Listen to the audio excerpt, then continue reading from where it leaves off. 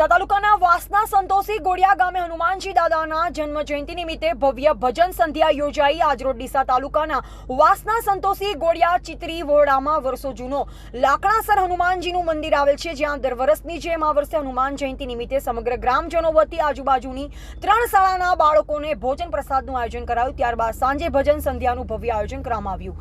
વાસના ગોડિયા ચિત્રી વોરડામાં હનુમાનજી દાદા બિરાજમાન છે અને ચૈત્ર સુદ પૂનમના દિવસે હનુમાન જયંતિ હોવાથી આ નિમિત્તે સમસ્ત ગ્રામજનો દ્વારા સાંજે ભજન સંધ્યાનું આયોજન કરવામાં આવ્યું, જેમાં મોટી સંખ્યામાં ગ્રામજનો જોડાયા અને ભજન સંધ્યાની રમઝટમાં ગ્રામજનો મન મૂકી ઝૂમી ઉઠ્યા।